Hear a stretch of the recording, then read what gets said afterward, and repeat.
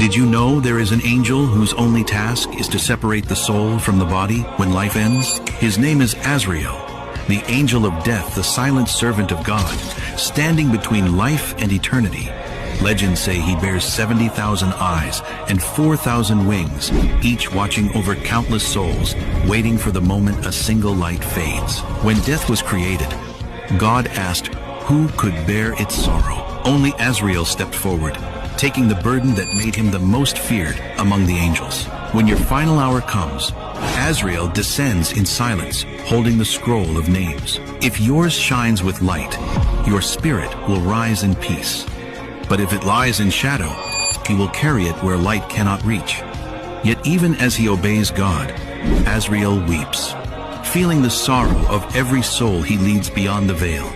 If you believe in God and his angels, whisper, I believe.